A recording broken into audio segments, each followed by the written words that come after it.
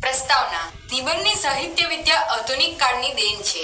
સંસ્કૃતમાં નિબંધ એવું નામ એક પ્રકારના ગ્રંથો માટે જાણીતું છે.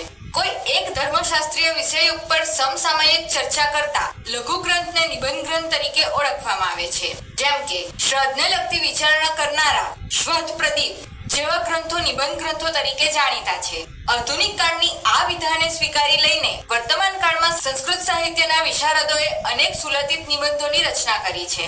આ પ્રકારના નિબંધો સામાન્ય રીતે સંસ્કૃત ભાષાની પત્રિકાઓમાં છપાતા રહે છે. કેટલાક વિદ્વાનોએ પોતે લખેલા નિબંધોને એકત્ર સંગ્રહિત કરીને પુસ્તકાકારે પણ પ્રકાશિત કરાવ્યા છે. રાજસ્થાનના જયપુરના નિવાસી પંડિત મથુરાનાથે સમસામયિક વિષયો ઉપર અનેક સુંદર નિબંધો લખ્યા છે. તે જુદા જુદા સમયે સંસ્કૃતની વિવિધ પત્રપત્રિકાઓમાં પ્રકાશિત થતા રહ્યા છે.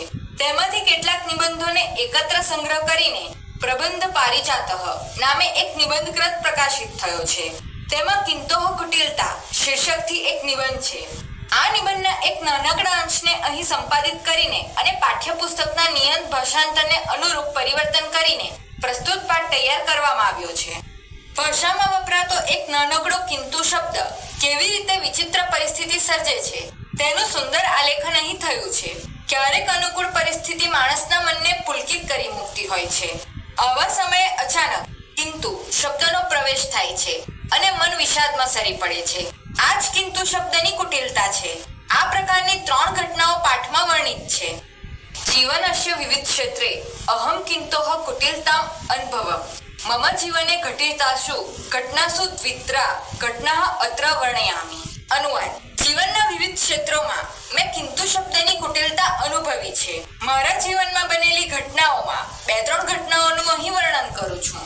એકદા રાજ્યતઃ લબ્ધાયા મમ ભૂમેર્ભિયોગે બહુ કાલાત ન્યાયાલયે ચલતિ સ્મ મમ પક્ષાત સર્વાણિ અપી આવશ્યકાની પ્રમાણાની યથા કાલમ દત્તાની સાક્ષી જનાનામ સાક્ષ્યમપી મત્પક્ષે સંભવત યતસા ભૂમિઃ અશ્મદિનાયામ વંશજાનામ અધિકારે વર્તતે વાક્યલેનાપી મહ્યમ અભયમ દત્તમ યત પ્રમાણાનામ બલેન ભૂમિરિયમ અવશ્યમ ભવધિકાર ભુક્તા ભવિષ્યતિ. અનુવાદ: એકવાર રાજ્ય તરફથી મળેલી મારી જમીનનો દાવો ઘણા સમયથી કોર્ટમાં ચાલતો હતો. મારા તરફથી બંધાઈ જરૂરી એવા પ્રમાણો મેં સમય પ્રમાણે આપી દીધા. સાક્ષીઓની જુબાની પણ મારા પક્ષે થઈ હતી કે પ્રમાણોના બળે આ જમીન અમારા વંશજોના અધિકારમાં છે. વડીલે પણ મને અભય વચન આપેલું કે આ જમીન જરૂર તમારા અધિકાર વડે ભોગવાયેલી થશે. અસ્ય અભિયોગસ્ય ભાગ્ય નિર્ણયઃ અદ્ય આસીત ન્યાયાધીશઃ નિર્ણયમ અકથયત વયમ પશ્યામઃ યત અભિયોક્તુ પક્ષાદાવશ્યકાની સર્વાણય પ્રમાણાત્મક પ્રસ્તુતાની સંતિ રાજ્યતઃ લબ્ધાયા ભૂમે દાનપત્રમપી ઉપસ્થામિ અસ્તિ ન્યાયાલયેન પરિજ્ઞાતમ યત ભૂમિરિયમ અભિયોક્તુ અધિકારભુક્તા અસ્તિ. અનુવાદ: આ ખટલાના ભાગ્યનો નિર્ણય આજે આવવાનો હતો. ન્યાયાધીશે ફેસલો આપતા કહ્યું, અમે જોઈએ છીએ કે વાદી તરફથી જરૂરી એવા બધાય પ્રમાણો અહીં રજૂ થયેલા છે. રાજ્ય તરફથી મળેલી જમીનનું દાનપત્ર પણ રજૂ કરાયેલું છે. ન્યાયાલયે જાણ્યું છે કે આ જમીન વાદીના અધિકારમાં ભોગવાયેલી છે. અહમ નિશ્ચિતઃ અભવમ પરમ ન્યાયાધીશઃ અગ્રે અવદત કિંતુ રાજસ્વવિભાગસ્ય અધિકારી એક દ્વિરોધે એકમ પત્રમ પ્રેષિતવાન્સ્તિ તદુપરી લક્ષ્યદાનમાવશ્યકમ મન્યામહે અતઃ સંપ્રતિ ન્યાયઃ સ્થગિતઃ. અનુવાદ: હું નિશ્ચિંત થયો, પણ ન્યાયાધીશ આગળ બોલ્યા, પરંતુ મહેસૂલ વિભાગના એક અધિકારીએ આના વિરોધમાં એક પત્ર મોકલ્યો છે. તેની ઉપર ધ્યાન આપવું તે અમે જરૂરી માનીએ છીએ. આથી અત્યારે ન્યાયને સ્થગિત કરવામાં આવેલો છે. મદીયા ચિંતા ગતાપી પુનરાગતા ન્યાયાધીશસ્ય સ કિંતુ કુંતઃ મમ અંતઃકરણમ અદ્યાપી સંતાત કૃંતતિ અપરમ ચ અનેન કિંતુ શબ્દેન આનંદસ્ય અનુભવ પ્રસંગે અહમ નિતાંતમ અનુતાપમતી અનુભવમ. અનુવાદ: મારી ચિંતા ગયેલી હતી પણ પાછી આવી. ન્યાયાધીશનો તે કિંતુ રૂપી કાંટો મારા અંતઃકરણને આજે પણ ચારે તરફથી કોતરી ખાય છે. અને વળી આ કિંતુ શબ્દથી અંદર અનુભવાતા પ્રસંગે મેં સતત સંતાપ પણ અનુભવ્યો. એકદા અનેક વર્ષાણા પરિશ્રમેણ રચિતમ સંઘ પ્રકાશિતમ મદીયમ પુસ્તકમેકમ આદાય અહમ એકસ્ય સાહિત્યમર્ગ્નય નેતુ સમીપમચ્છમ અસ્ય પુસ્તકય વિષયઃ તસ્ય પ્રસ્તુતિઃ મુદ્રણ સોઠમ ચિત્રયોજમ ચેતી સર્વમપી સુંદરમાસી નેતૃ મહોદયાય पुस्तकमिदम् अवश्यं रुचिकरं भविष्यतीति मे दृढ़ा श्रद्धा तेनाहं निश्चितः आसम। अनुवाद એકવાર અનેક વર્ષોથી રચાયેલું તાજેતરમાં પ્રકાશિત થયેલું મારું એક પુસ્તક લઈને હું એક સાહિત્યના મર્મને જાણનાર નેતાની પાસે ગયો। આ પુસ્તકનો વિષય, તેની રજૂઆત, છાપકામની સુંદરતા અને ચિત્રોની ગોઠવણી એમ બધું સુંદર હતું। તેના મહાશયને આ પુસ્તક જરૂર મને ગમી જાય તેવું થશે એવી મને દ્રઢ શ્રદ્ધા હતી। તેથી હું નિશ્ચિંત હતો। અહમ સોત્સાહમ નેતૃમહોદય ગૃહમ પ્રત્યગચ્છમ ક્ષણદયાનંતરમ एव नेतृमहोदयस्य साक्षात्तः सज्जातः मया नेतृमहोदयस्य करकमल्योः पुस्तकं समर्पितम्। पुस्तकं दृष्ट्वा नेतृमहोदयः प्रसन्नजातः। अवोचत च पुस्तकते ते वस्तुतः एव अद्भुतं निर्मितम् अस्ति। बहुकालानन्तरम् एतादृशं पुस्तकं पश्यामि। तदनन्तरं शक्य एव, किन्तु मत्सम्मतो पुस्तकमिदं संस्कृतेन विलिख्य यदि हिंदी भाषाया लिखितं स्थायी तर्हि सम्यक भवेत् इत्यवोचत्। अनुवाद હું ઉત્સાહ સાથે તેના મહાશયના ભવન તરફ ગયો। 2 મિનિટ પછી જ નેતા મહાશયની પ્રત્યક્ષ મુલાકાત થઈ। મેં નેતા મહાશયના હસ્તકમળમાં પુસ્તક સમર્પિત કર્યું। પુસ્તક જોઈને નેતા મહોદય પ્રસન્ન થયા અને બોલ્યા, તમારું પુસ્તક હકીકતે જ અદ્ભુત બનેલું છે। ઘણા સમય બાદ આવું પુસ્તક હું જોઉં છું। ત્યાર પછી તરત જ, કિંતુ મારા માનવા પ્રમાણે આ પુસ્તક સંસ્કૃતમાં ન લખીને જો હિન્દી ભાષામાં લખેલું હોય તો સારું થાય એમ બોલ્યા। ગૃહમ પ્રતિ નિર્વતમાન અહમ સમસ્તે રાજમાર્ગે કિંતુ કૃતાયાહ મર્મ વિધેક શિક્ષાયાહ ઉપરી ચિંતામગ્ન કર્ણમ અમદર્યમ અનેક કિંતુના મહ્યમ યા શિક્ષા દત્તા તા યદિ અહમ અનુસરામિ તર્હિ કદાચિતપી સંસ્કૃત ભાષાયાં પુસ્તક લેખન કર્તું ન પાર્યામિ।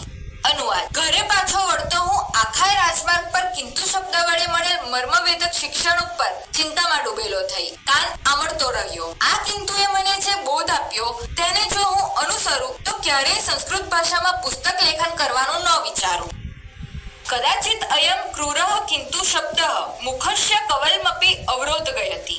એકદા અહમ રુગણઃ અભવમ વેદ મહોદયસ્ય કૃપયા બહો કાલાંતરમ સ્વતઃ સજ્જાત। अस्मिन्नेव समये मित्रगोष्ठा निमन्त्रणं प्राप्तं। भोजगोष्ठाया गमनार्थं ममापि इच्छा सज्जता। अहम् आतुरालयम् अगच्छम्। तत्र गत्वा वेद्यम् अवोचम्, किमहं भोजगोष्ठ्या गन्तुं समर्थ अस्मि? उत्तरम् अभयतम्, गन्तुमर्हति भवान्, किन्तु गरिष्ठ पदार्थानां भोजनं निषिद्धमस्तीति। अनुवाद ક્યારેક આ ક્રૂર કિંતુ શબ્દ મુખના કોડિયાને પણ રોકી લે છે। એકવાર હું બીમાર પડ્યો। વેદ મહાશયની કૃપાથી ઘણા સમય બાદ સાજો થયો। આ જ વખતે મિત્રને મળવાનું નિમંત્રણ આવ્યું। ભોજન સમારંભમાં જવાનું મને મન થયું। હું દવાખાને રૂગ્ણાલયે ગયો। ત્યાં જઈને વેદને મેં કહ્યું, શું હું ભોજન સમારંભમાં જઈ શકું છું? ઉત્તર મળ્યો, તમે જઈ શકો છો, કિંતુ ભારે પદાર્થોનું ભોજન લેવાની મનાઈ છે।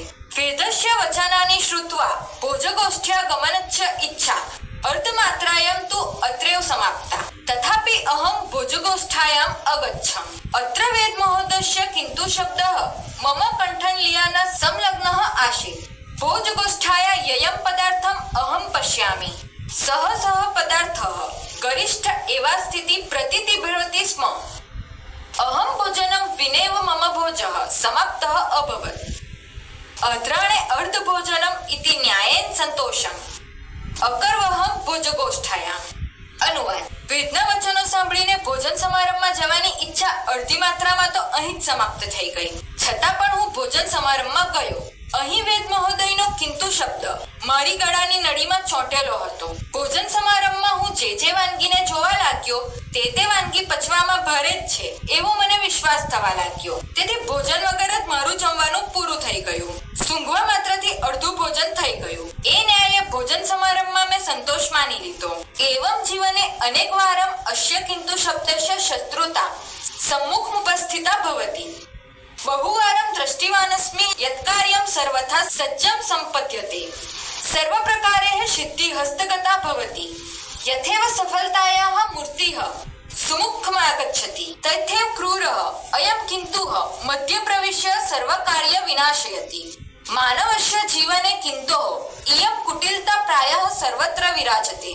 અનુવાદ. આમ જીવનમાં અનેકવાર આ કિંતુ શબ્દની શત્રુતા સામે આવી જાય છે. ઘણીવાર મેં જોયું છે કે જે કાર્ય સર્વ રીતે તૈયાર હોય છે, સર્વ પ્રકારે સફળતા હાથ વગી હોય છે, જેવી સફળતાની મૂર્તિ સામે આવે છે, તેવો જ ક્રૂર એવો આ કિંતુ શબ્દ વચમાં પ્રવેશીને બધું કાર્ય નષ્ટ કરી નાખે છે. મનુષ્યના જીવનમાં આ કિંતુ શબ્દનું કુટિલપણું મોટે ભાગે બધે શોભે છે.